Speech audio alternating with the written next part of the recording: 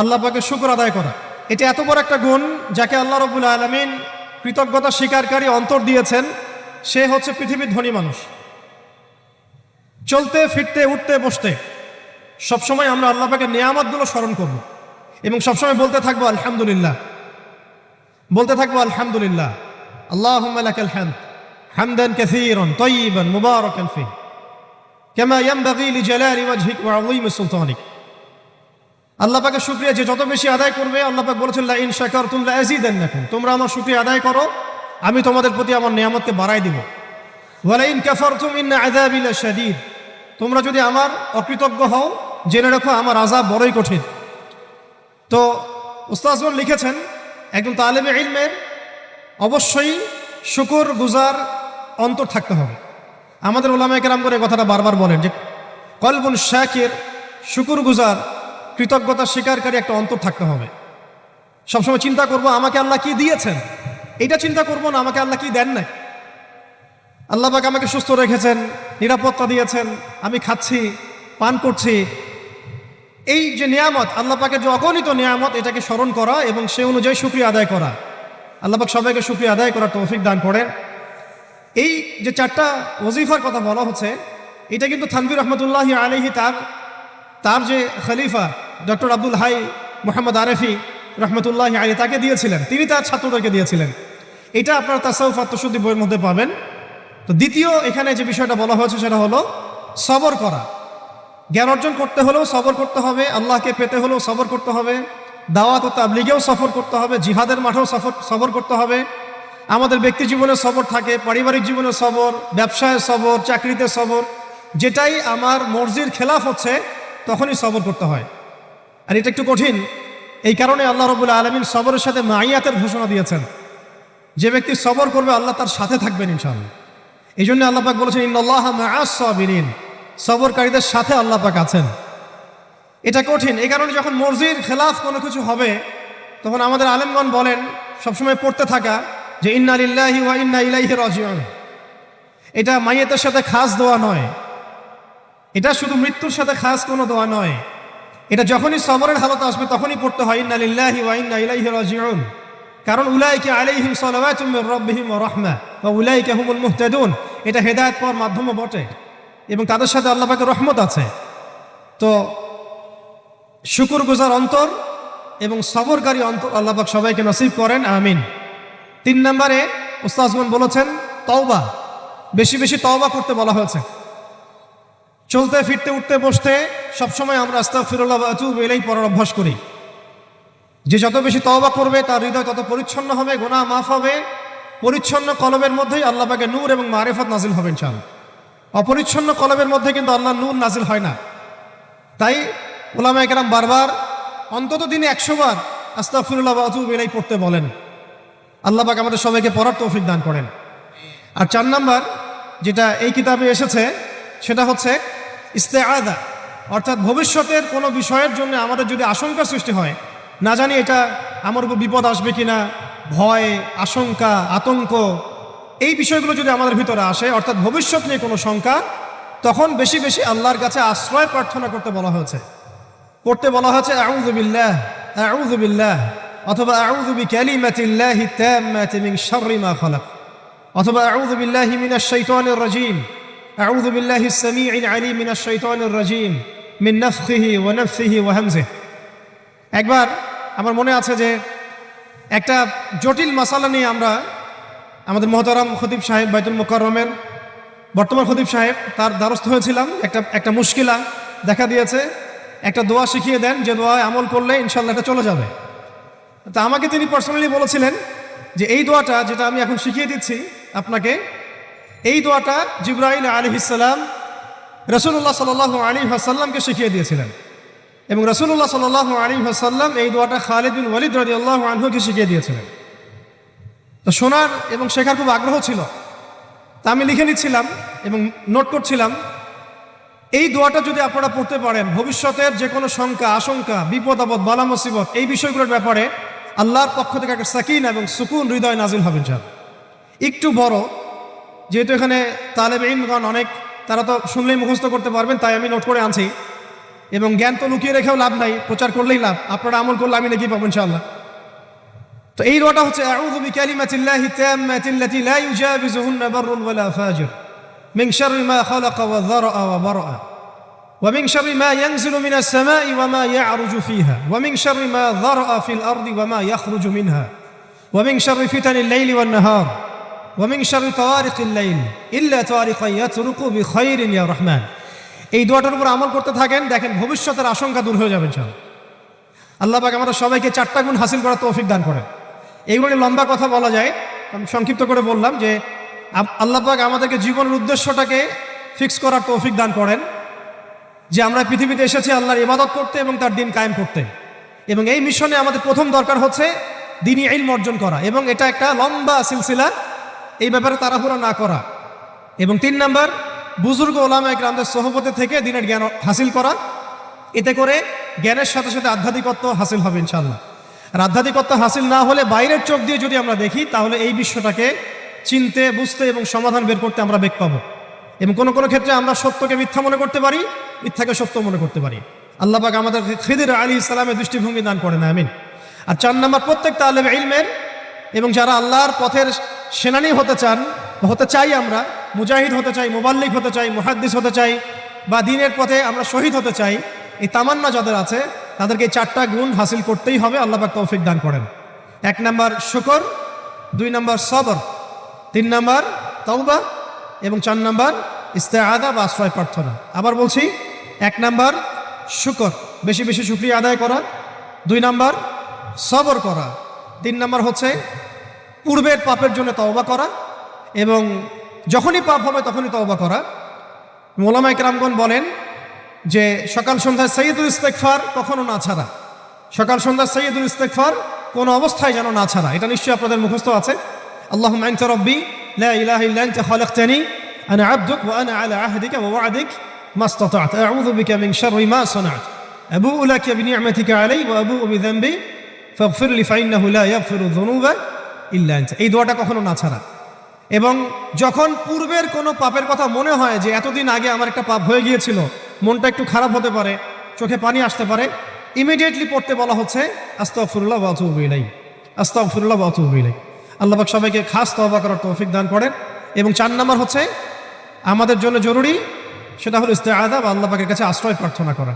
আল্লাহ রাব্বুল আলামিন আমাদের সবাইকে তার কাছে আশ্রয় প্রার্থনা করার তৌফিক নসিব করেন, আমিন। 5 নাম্বারটা হচ্ছে যে চলমান যে ফিতনাগুলো আছে আমাদের সামনে, এই ফিতনাগুলোকে কাগজে কলমে আইডেন্টিফাই করা। আমি সহজ করে দিই আপনাদের জন্য। আমাদের সামনে ফিতনাগুলো কয়েকটা ক্ষেত্রে বিভক্ত। একটা হচ্ছে ব্যক্তিগত ক্ষেত্রে ফিতনা, একটা হলো আমাদের শিক্ষা ক্ষেত্রের ফিতনা, একটা হলো আমাদের অর্থনৈতিক ক্ষেত্রের ফিতনা, একটা হলো সাংস্কৃতিক ক্ষেত্রের ফিতনা, একটা পারিবারিক ক্ষেত্রে এবং একটা রাষ্ট্রীয় ক্ষেত্রে, এবং এর চেয়ে বড় পরিসরে আছে বৈশ্বিক ক্ষেত্রে কিছু ফিতনা। এই ফিতনাগুলোকে আমাদেরকে কাগজে কলমে এবং আল্লাহর নূর দিয়ে, কোরআন সুন্নাহর চোখ দিয়ে আইডেন্টিফাই করতে হবে এবং সেগুলোকে সমাধানের পথ খুঁজে বের করতে হবে। আল্লাহ পাক আমাদের সবাইকে তৌফিক দান করেন, আমিন। আমাদের যে গন্তব্য, যে আমরা চাই আল্লাহর জমিনে দিন কায়েম হোক, এই গন্তব্যে ইস্তেকামা ধরে রাখা বা ধারাবাহিকতা বজায় রাখা। এমন যেন না হয় যে আমাদের কিছুদিনের কাজ খুব গতিসম্পন্ন হচ্ছে এবং বাকি কাজ মন্থর হচ্ছে, এমনটা যেন না হয়। সিরাতের সুন্নতে নবী সাল্লাল্লাহু আলাইহি ওয়াসাল্লাম যেভাবে দীর্ঘ 23 বছর তার দাওয়াত এবং জিহাদের মিশন চালিয়েছেন, এইভাবে আমরা যেন আমাদের এই গন্তব্যটাকে হাসিল করতে পারি এবং সবর বজায় রাখি, ইস্তেকামা ধরে রাখি, আধ্যাত্মিকত্ব ধরে রাখি এবং যা জানি তার উপর আমল করার চেষ্টা করি, সুন্নাহ ভিত্তিক জীবনযাপন করার চেষ্টা করি। আল্লাহ পাক সবাইকে তৌফিক দান করেন, আমিন। যদি রিজিকটা আমাদের হালাল না হয়, তাহলে এই যে এত বড় বড় কথা বলছি বা এত বড় স্বপ্ন দেখছি, এগুলো কিন্তু ভাই আসলে বাস্তবায়ন করা খুব কঠিন হবে। কোনো কোনো ক্ষেত্রে হয়তো সম্ভবও হবে না। ইন্নাল্লাহা তাইয়্যিব লা ইয়াকবালু ইল্লা তাইয়্যিব। আল্লাহ পাক পবিত্র, তিনি পবিত্র ছাড়া কিছু কবুল করেন না। আর এখন রিজিকের মধ্যে যত ফিতনা, সুদের ফিতনা আছে, ঘুষের ফিতনা, দুর্নীতির ফিতনা, কাগজের টাকার হারামের কিছু ফিতনা চলে আসছে এর ভিতরেও, ক্রিপ্টোকারেন্সির ফিতনা আসতেছে সামনে। এছাড়া আছে আমাদের মার্কেটের সিন্ডিকেট, পণ্য মজুত করা, বাপে কম দেয়া, মানে হারাম খাওয়ার যতগুলো অপশন আছে, আমার মনে হয় এই জামানায়, এই যুগে এটা সবচেয়ে বেশি উন্মুক্ত আমাদের সামনে। তো হারাম খাওয়া সহজ, হালালে চলা একটু কঠিন, তবে হালাল খাওয়াটা অসম্ভব নয়। আল্লাহ পাক সূরা তালাকের মধ্যে বলেছেন, ওয়া মান ইয়াত্তাকিল্লাহা ইয়াজআল লাহু মাখরাজা। যে ব্যক্তি আল্লাহকে ভয় করে, আল্লাহ পাক তার জন্য রাস্তা বের করে দেন। ওয়ারযুকহু মিন হাইসু লা ইয়াহতাসিব, এবং এমন উৎস থেকে আল্লাহ পাক তাকে রিজিক দেন যা সে কখনো কল্পনাও করে নাই। আল্লাহ পাক আমাদের সবাইকে হালাল খাবার তৌফিক দান করেন, আমিন। প্রত্যেককে কমপক্ষে পার্ট টাইম দাওয়াতের কাজ করতে হবে। দাওয়াত এবং তাবলীগের কাজটা এটা এখন আমভাবে সকলের উপর বর্তিয়ে গিয়েছে।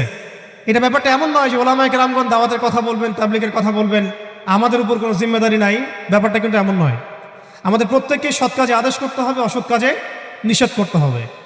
এবং আপনারা তো সবাই জানেন, হুযায়ফা রাদিয়াল্লাহু আনহু থেকে যে হাদিসটা বর্ণিত হয়েছে সহিহ মুসলিম শরীফে এসেছে, যে যদি আমরা সৎ কাজে আদেশ না করি, অসৎ কাজে নিষেধ না করি, তাহলে আল্লাহর পক্ষ থেকে বিপদ আপদ, বালা মুসিবত, গজব আসবে। এই সময় ওই কম দোয়া করবে, কিন্তু এই দোয়া আল্লাহর দরবারে কবুল হবে না। তাই আল্লাহ রাব্বুল আলামিন আমাদের সবাইকে সৎ কাজে আদেশ করার তৌফিক দান করেন, অসৎ কাজে নিষেধ করার তৌফিক দান করেন, হালাল খাওয়ার তৌফিক দান করেন, এবং দাওয়াত ও তাবলীগের সবাইকে এই মেহনতে যুক্ত থাকার তৌফিক দান করেন। প্রথম আমাদেরকে আমাদের জীবনের উদ্দেশ্যটাকে ফিক্স করতে হবে। আমরা এই পৃথিবীতে কি উদ্দেশ্যে এসেছি, এই উদ্দেশ্যটাকে বোঝা এবং সেই অনুযায়ী আমল করা, এটা হলো আমাদের জীবনের প্রথম কাজ। তো উপস্থিত তারুণ্যের প্রতি আমার প্রথম আজকের নাসিহাত, যে আমরা যেন আমাদের জীবনের লক্ষ্য এবং উদ্দেশ্যটাকে উপলব্ধি করতে সক্ষম হই। আল্লাহ পাক সবাইকে তৌফিক দান করে দেন। এ বিষয়ে দুটো কথা আরজ করতে চাই। একটা তো আল্লাহ পাক সূরাতুজ যারিয়াতের মধ্যে বলেছেন, বা'দা আউযু বিল্লাহি মিনাশ শাইতানির রাজীম ওয়া মা খালাকতুল জিন্না ওয়াল ইনসা ইল্লা লিয়াবুদুন, আমি জিন জাতি এবং মানব জাতিকে শুধুমাত্র আমার ইবাদত করার জন্যই সৃষ্টি করেছি। তো এখান থেকে আমরা বুঝতে পারছি যে এই পৃথিবীতে আল্লাহ পাক আমাদেরকে পাঠিয়েছেন শুধুমাত্র তার ইবাদত করার জন্যই।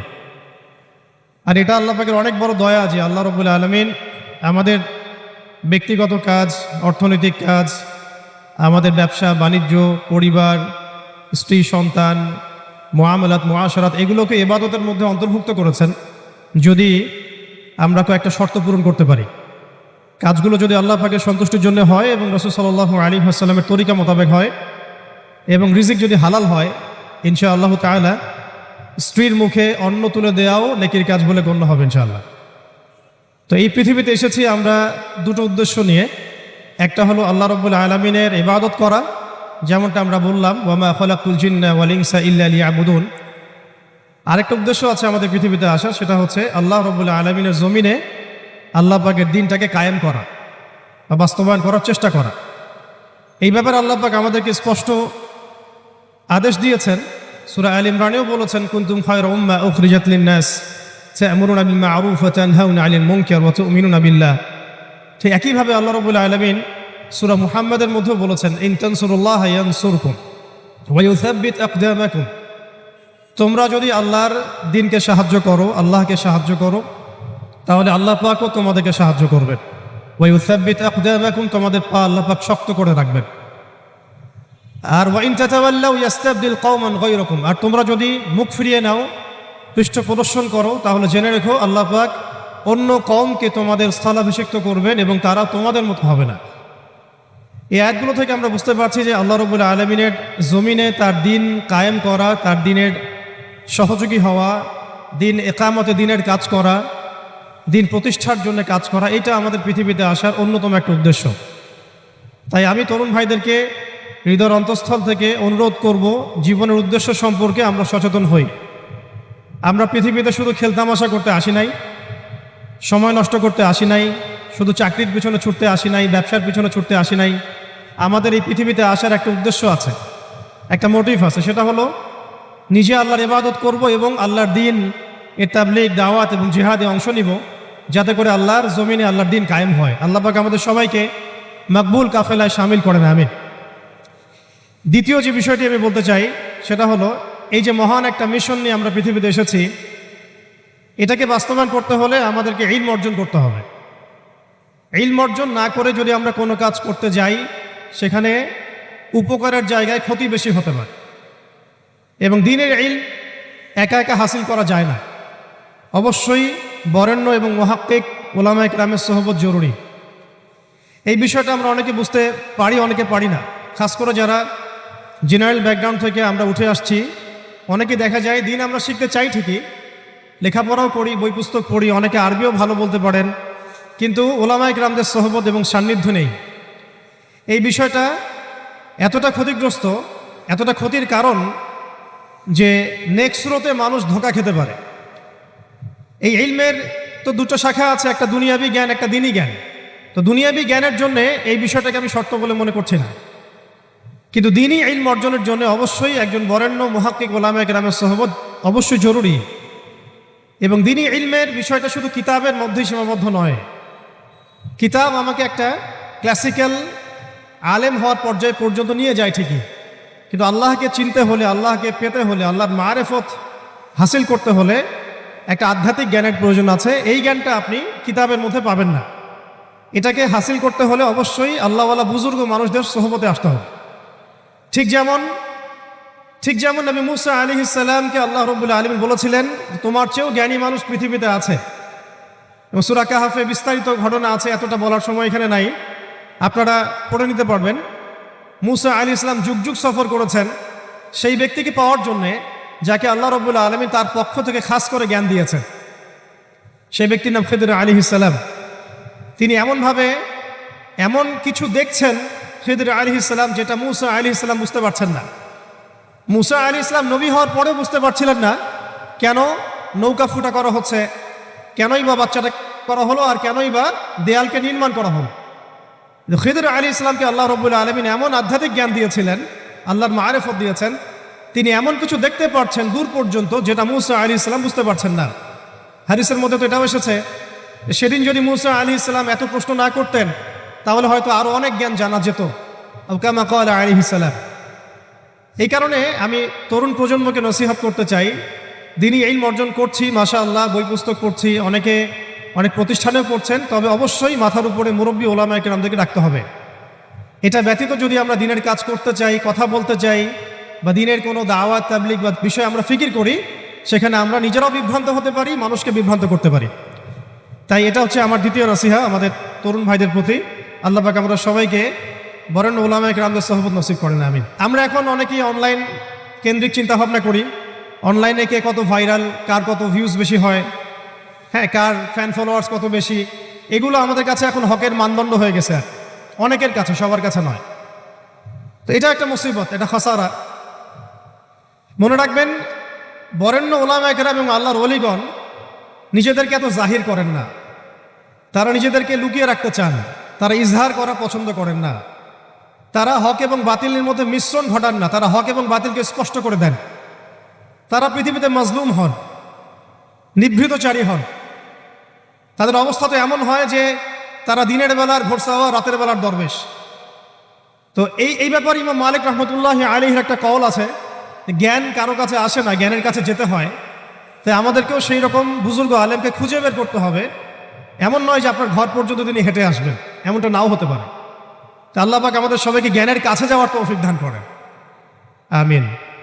এরপরে আসি যে এই জীবনের উদ্দেশ্যটাকে ফিক্স করা এবং জ্ঞান অর্জনের যে এই সিলসিলা, এটা একটা লম্বা সিলসিলা।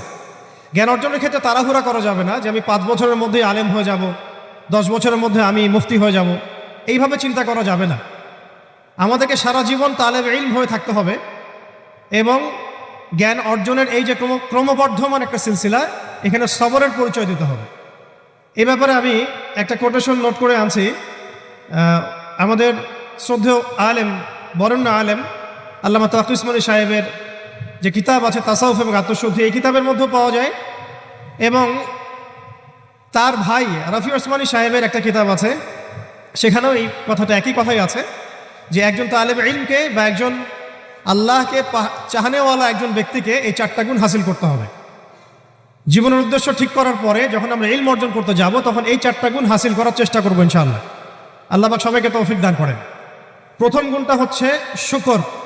আর সর্বশেষ যে কথাটা বলতে চাই সেটা হলো এই দিন কায়েমের যে স্বপ্ন, এই স্বপ্নে আমাদের সবার দাওয়াতের সাথে জিহাদের তামান্না থাকতে হবে, শাহাদাতের মৌতের তামান্না থাকতে হবে। আমি আবারও রিপিট করছি, এই মিশনে আমাদের সবাইকে দাওয়াত এবং তাবলীগের সাথে জিহাদের তামান্না এবং শাহাদাতের তামান্না থাকতে হবে। হাদিসে স্পষ্ট এসেছে, যে ব্যক্তি জিহাদ করে না বা জিহাদের আকাঙ্ক্ষাও করে না, যে ব্যক্তি জিহাদ করে না এবং জিহাদের আকাঙ্ক্ষাও কখনো করে না, সে ব্যক্তি যেন মুনাফিকের মৃত্যুর একটা শাখার উপর মৃত্যুবরণ করলো। আল্লাহ পাক আমাদের সবাইকে নেফাকি থেকে হেফাজত করেন, আমিন। ও সম্মানিত উপস্থিতি এবং আমার সামনে উপবিষ্ট তরুণ প্রজন্মের দিনী ভাইরা, এই 10টা কাজ যদি আমরা করতে পারি, আমরা আশা করি এই 10টা কাজের সমন্বয় হলে আস্তে আস্তে হলেও আমরা ইনশাআল্লাহ তাআলা অচিরেই বাংলার জমিনে পরিপূর্ণ দিন কায়েম বলতে আমরা যা বুঝি, আল্লাহর জমিনে আল্লাহর দিন প্রতিষ্ঠা এবং শরিয়া বিধান প্রতিষ্ঠা, এটা কোনো অসম্ভব বিষয় নয় এবং এটা কোনো সময় সাপেক্ষ বিষয় হবে না ইনশাআল্লাহ। আল্লাহ পাক আমাদের সবাইকে 10টা কাজ করার তৌফিক দান করেন।